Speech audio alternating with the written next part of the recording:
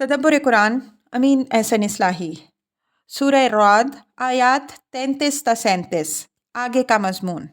آگے یہ حقیقت واضح فرمائی گئی ہے کہ اگر ان کی یہ جسارت اپنے ان فرضی معبودوں کے بل پر ہے جن کو انہوں نے بلا کسی دلیل کے خدا کا شریک اور اپنا حامی و ناصر گمان کر رکھا ہے، تو ان کو بتا دو کہ ان معبودوں کا کوئی وجود ہی نہیں ہے، یہ محض خیالی باتیں ہیں۔ یہ لوگ دنیا میں بھی خدا کے عذاب سے دوچار ہوں گے اور آخرت میں ان کو جس عذاب سے سابقہ پیش آنے والا ہے وہ تو اس سے بھی کہیں زیادہ سخت ہوگا۔ جنت کے حقدار صرف اس کے مومن اور موحد بندے ہوں گے۔ اگر یہ لوگ اس بدیہی حقیقت کو جھٹلا رہے ہیں تو تم اس کا غم نہ کرو۔ اہل کتاب میں سے جو لوگ اچھے اور اپنی کتاب پر قائم ہیں وہ اس کتاب سے بہت خوش ہیں جو تم پر اتاری گئی ہے۔ آیات کی تلاوت فرمائیے۔ اعوذ باللہ من الشیطان الرجیم، بسم اللہ الرحمن الرحیم۔ افمن هو قائم على كل نفس بما كسبت وجعلوا لله شركاء قل سموهم ام تنبئونه بما لا يعلم في الارض ام بظاہر من القول بل زين للذين كفروا مكرهم وصدوا عن السبيل ومن يضلل الله فما له من هاد لهم عذاب في الحياة الدنيا ولعذاب الآخرة أشق وما لهم من الله من واق مثل الجنة التي وعد المتقون تجري من تحتها الأنهار أكلها دائم وظلها تلك عقبى الذين اتقوا وعقبى الكافرين النار والذين آتيناهم الكتاب يفرحون بما أنزل إليك ومن الأحزاب من ينكر بعده قل إنما أمرت أن أعبد الله ولا أشرك به إليه أدعو وإليه مآب وكذلك أنزلناه حكما عربيا وَلَئِنِ اتَّبَعْتَ أَهْوَاءَهُمْ بَعْدَمَا جَاءَكَ مِنَ الْعِلْمِ مَا لَكَ مِنَ اللَّهِ مِنْ وَلِيٍّ وَلَا وَاقٍ۔ ترجمہ۔ کیا وہ ذات جو ہر جان سے اس کے عمل پر محاسبہ کرنے والی ہے اور وہ جو کسی چیز پر قدرت نہیں رکھتے یکساں ہیں؟ اور ان لوگوں نے اللہ کے شریک بنا لیے۔ ان سے کہو ان کے نام بتاؤ، کیا تم خدا کو ایسی چیزوں کی خبر دے رہے ہو جن کے زمین میں وجود سے وہ بے خبر ہے، یا یوں ہی ہوائی باتیں کر رہے ہو؟ بلکہ ان کافروں کی نگاہ میں ان کی چال کھبا دی گئی ہے اور یہ راہ حق سے روک دیے گئے ہیں، اور جن کو اللہ گمراہ کر دے تو ان کو کوئی دوسرا ہدایت دینے والا نہیں بن سکتا۔ ان کے لیے دنیا کی زندگی میں بھی عذاب ہے اور آخرت کا عذاب تو اس سے کہیں بھاری ہوگا، اور ان کو اللہ سے کوئی بچانے والا نہیں۔ اس جنت کی تمثیل جس کا متقیوں سے وعدہ کیا ہے یہ ہے کہ اس کے نیچے نہریں بہہ رہی ہوں گی، اس کا پھل بھی دائمی اور اس کا سایہ بھی دائمی۔ یہ انجام ہے ان لوگوں کا جنہوں نے تقوی اختیار کیا، اور کافروں کا انجام دوزخ ہے۔ اور جن کو ہم نے کتاب عطا کی وہ اس چیز پر خوش ہیں جو تم پر اتاری گئی ہے، اور ان جماعتوں میں سے ایسے لوگ بھی ہیں جو اس کے بعض حصوں کا انکار کرتے ہیں۔ تم کہہ دو کہ مجھے تو حکم ہوا ہے کہ میں اللہ ہی کی بندگی کروں اور اس کا کسی کو ساجی نہ ٹھہراؤں۔ میں اسی کی طرف دعوت دیتا ہوں اور اسی کی طرف میرا لوٹنا ہے، اور اسی لیے ہم نے یہ کتاب ایک فرمان کی حیثیت سے عربی میں اتاری ہے، اور اگر تم اس علم صحیح کے آ جانے کے بعد ان کی بدعتوں کی پیروی کرو گے تو نہ خدا کے مقابل میں تمہارا کوئی مددگار ہوگا نہ بچانے والا۔ آیات کی تحقیق اور آیات کی وضاحت۔ अफमन हुआ काइमुन अला कुल्लि नफ्सिन बिमा कसबत वजअलू लिल्लाहि शुरका कुल सम्मूहुम अम तुनब्बिऊनहु बिमा ला यालमु फिल अर्दि अम बिज़ाहिरिम मिनल कौल बल ज़ुय्यिना लिल्लज़ीना कफ़रू मकरहुम वसुद्दू अनिस सबील वमन युद्लिलिल्लाहु फमा लहू मिन हाद। अफमन हुआ काइमुन अला कुल्लि नफ्सिन बिमा कसबत, यानी जो हर जान के हर कौलो फेल की निगरानी भी कर रहा है और हर कौलो फेल का मुहासबा भी करने वाला है। इस जुमले में सवाल का आधा हिस्सा बतकाज़ाए बलागत हज़फ है। फरमाना ये है कि क्या वो ज़ात जो हर जान के अमाल की निगरानी भी कर रही है और जो हर एक के हर कौलो फेल का मुहासिबा भी करने वाली है, उसका शरीक तुम ऐसी चीज़ों को बनाए दे रहे हो जिनकी ना कोई हकीकत, ना जिनका कोई वजूद और ना जिनके पास कोई इल्म, ना कोई इख्तियार। इस हज़ब से, इस बेतुकी बात से मुतकल्लम की नफ़रत व कराहत का इजहार हो रहा है, गोया इस भौंडी बात का जिक्र भी उसे गवारा नहीं। वजअलू लिल्लाहि शुरका कुल सम्मूहुम, यानी उन्होंने अल्लाह के शरीक बनाए हैं। उनसे कहो कि ज़रा उनके नाम तो लें जिनको ये खुदा का शरीक बनाए बैठे हैं। कुल सम्मूहुम में जो गुस्सा और तहकीर मुज़मिर है वो मोहताज बयान नहीं है। ज़ाहिर है कि मुशरिकीन उसके जवाब में उन्हीं बुतों के नाम ले सकते थे जिनको वो पूछते थे, हुबल, लात, उज़्ज़ा, नाइला वग़ैरह वग़ैरह, लेकिन उनके जवाब का इंतज़ार किए बग़ैर यक कलम उनके वजूद ही की नफ़ी फरमा दी गई कि अम तुनब्बिऊनहु बिमा ला यालमु फिल अर्दि अम बिज़ाहिरिम मिनल कौल, ये तुम खुदा को ऐसी चीज़ों का पता दे रहे हो जिनके ज़मीन में वजूद से वो बेखबर हैं या यूं ही हवाई बातें कर रहे हो। अम तुनब्बिऊनहु बिमा ला यालमु फिल अर्द में ज़बान का वो उसलूब है जिसको हम दूसरे मकाम में नफ़ीउश शै व बिनफ़ील लाज़िमा के उन्वान से ज़िक्र कर चुके हैं कि बाज़ मर्तबा किसी शय की नफ़ी उसके लाजिम की नफ़ी से कर दी जाती है। ज़ाहिर है कि अगर कोई शय इस दुनिया में वजूद रखती है तो लाजिम है कि इस दुनिया के खालिक को उसका पता होगा। अगर एक चीज़ का सिरे से खालिक ही को पता नहीं है तो उसके वजूद के क्या माना। इस उसूल पर अल्लाह ताला ने मुशरिकीन से अंदाज़े तंज सवाल फरमाया है कि ये खुदा की मालूमात में इजाफ़ा करने उठे हो या यूं ही हवाई बातें कर रहे हो जिनका ना कोई सर है ना पैर। बल ज़ुय्यिना लिल्लज़ीना कफ़रू मकरुहुम इलल आया।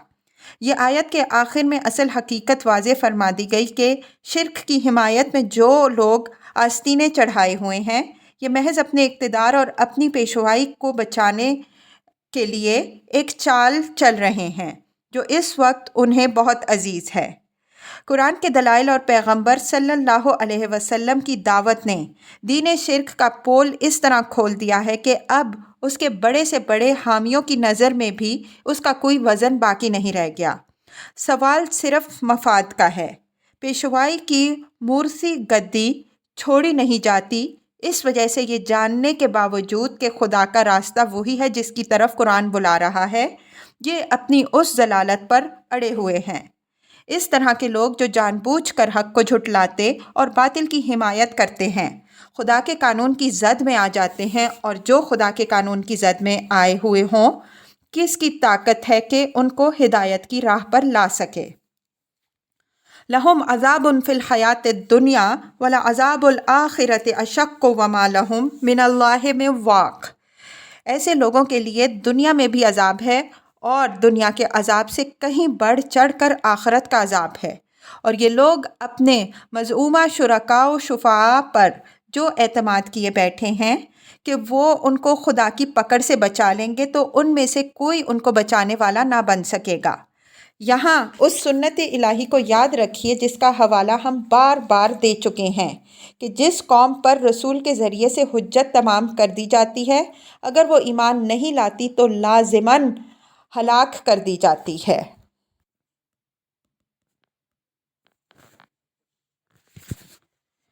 मसलुल जन्नतिल्लती वुइदल मुत्तक़ून तजरी मिन तहतिहल अनहार उकुलहा दाइमन व ज़िल्लुहा व तिल्का उक़बल लज़ीना तक़ौ व उक़बल काफ़िरीन अन्नार उकुलहा दाइमन व ज़िल्लुहा میں ذلھا کی خبر کرینہ کی وضاحت کے سبب سے محذوف ہے، یعنی ذلھا دائمٌ۔ یہ مقابلہ کے اصول کے مطابق رسول کے مکذبین کا انجام بیان کرنے کے بعد ان لوگوں کا انجام بھی بیان فرما دیا جو اپنی خدا ترسی سے رسول پر ایمان لائے۔ فرمایا کہ وہ ایسے سدا بہار باغوں میں اتارے جائیں گے جن کی پیداوار بھی دائمی اور جن کا سایہ بھی دائمی، یعنی وہ کبھی خزاں سے آشنا نہیں ہوں گے۔ والذین آتیناہم الکتاب یفرحون بما انزل الیک ومن الاحزاب من ینکر بعدہ قل انما امرت ان اعبد اللہ ولا اشرک بہ الیہ ادعو والیہ مآب۔ والذین آتیناہم الکتاب سے اچھے اہل کتاب مراد ہیں۔ اہل کتاب بالخصوص نصارہ میں، جیسا کہ مائدہ کی آیات 83 تا 84 کے تحت تفصیل گزر چکی ہے، ایسے لوگ بھی موجود تھے جو اپنے صحیفوں کی پیشن گوئیوں کی بنا پر رسول خاتم صلی اللہ علیہ وسلم کے منتظر تھے۔ اس وجہ سے آپ کی دعوت اور آپ کی لائی ہوئی کتاب میں جب انہوں نے ان پیشن گوئیوں کی تصدیق کے آثار دیکھے تو بڑے ذوق و شوق سے انہوں نے اس کا خیر مقدم کیا۔ اہل کتاب کے اس پاکیزہ گروہ کا ذکر قرآن میں جا بجا ہوا ہے، اور بالعموم ان کا ذکر معروف ہی کے صیغے میں ہوا ہے جس طرح یہاں ہوا ہے۔ ان لوگوں کے ذکر سے یہاں مقصود پیغمبر صلی اللہ علیہ وسلم کو تسلی دینا بھی ہے کہ اگر جاہل ہٹ دھرم لوگ تمہارا مذاق اڑا رہے ہیں تم ان کی پرواہ کیوں کرو، جبکہ حاملین کتاب کا ایک گروہ تمہارا خیر مقدم کر رہا ہے۔ اور منکرین کی ترغیب دینا بھی ہے کہ جس کا اچھے اور پاکیزہ ذی علم لوگ خیر مقدم کر رہے ہیں، حیف ہے کہ اگر تم اس کی تکذیب کرو اور اس کی لائی ہوئی برکتوں سے محروم رہو۔ وَمِنَ الْأَحْزَابِ مَن يُنْكِرُ بَعْدَهُ۔ احزاب سے یہاں مراد مخالف پارٹیاں ہیں، یعنی یہود، نصارہ اور مشرکین عرب۔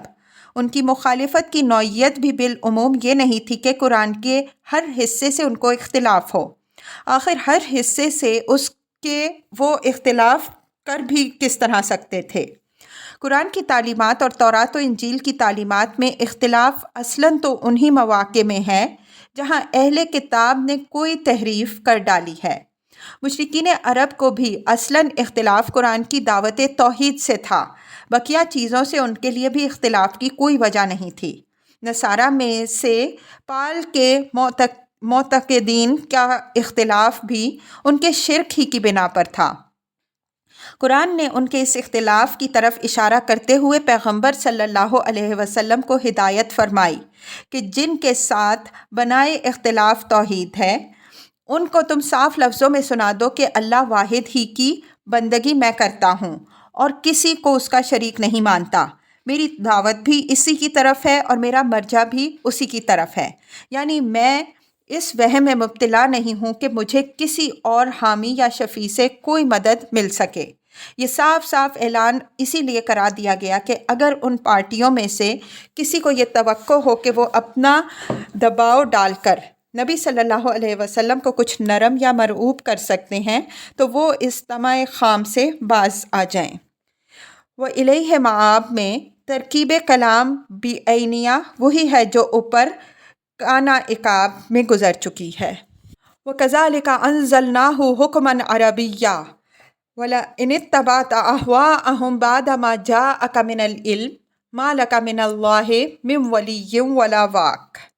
کذالک عربی میں ان معنوں میں بھی آتا ہے جن معنوں میں ہم چنانچہ یا اسی لیے کے الفاظ بولتے ہیں، یہاں یہ اسی لیے کے مفہوم میں ہے۔ اوپر والی آیت میں پیغمبر صلی اللہ علیہ وسلم کو یہ حکم ہوا ہے کہ قل انما امرت ان اعبد اللہ ولا اشرک بہ الیہ ادعو والیہ مآب۔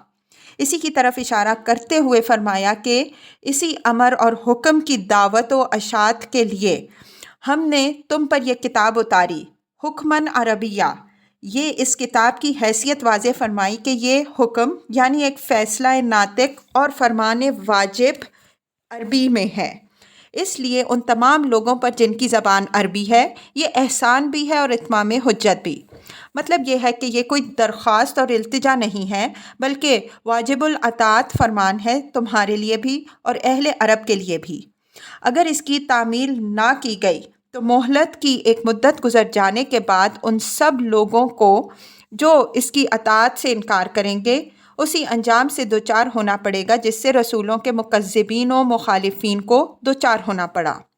یہ حقیقت ہم اس کے محل میں واضح کر چکے ہیں کہ رسول جس قوم کی طرف بھیجا جاتا ہے اس کے لیے وہ بمنزلہ عدالت الہی ہوتا ہے۔ وہ لوگوں کے پاس کوئی درخواست لے کر نہیں بلکہ خدا کا پیغام لے کر آتا ہے جس کی تعمیل واجب اور جس کی نافرمانی مستوجب سزا ہوتی ہے۔ وَلَئِنِ اتَّبَعْتَ أَهْوَاءَهُمْ بَعْدَ مَا جَاءَكَ مِنَ الْعِلْمِ إِلَى الْآيَةِ۔ احوا سے مراد، جیسا کہ ہم مختلف مقامات میں واضح کر چکے ہیں، بدعتیں ہیں، اس لیے کہ بدعتوں کی بنیاد علم پر نہیں بلکہ خواہشوں ہی پر ہوتی ہے۔ یہاں خاص طور پر اہل عرب کی مشرکانہ بدعات کی طرف اشارہ ہے۔ العلم سے مراد یہاں وہ صحیح علم ہے جو اللہ تعالیٰ کی طرف سے قرآن کی شکل میں نازل ہوا۔ پیغمبر صلی اللہ علیہ وسلم کو خطاب کر کے فرمایا کہ اس فرمان عربی اور اس علم صحیح کے نازل ہو جانے کے بعد اگر تم نے ان مشرکوں کی مشرکانہ بدعات کی پیروی کی تو تم کو خدا کی پکڑ سے بچانے والا کوئی نہ بن سکے گا۔ اس آیت میں با اعتبار الفاظ اگرچہ خطاب پیغمبر صلی اللہ علیہ وسلم سے ہے، لیکن اس میں ہی عتاب ہے، اس کا رخ تمام مشرکین کی طرف ہے۔ پیغمبر صلی اللہ علیہ وسلم کو مخاطب کر کے یہ بات کہنے میں جو بلاغت ہے وہ یہ ہے کہ سننے والے اچھی طرح متنبہ ہو جائیں کہ اس حکم کی خلاف ورزی کر کے جب پیغمبر صلی اللہ علیہ وسلم بھی خدا کی پکڑ سے نہیں بچ سکتے تو تابع دیگراں چے رسد۔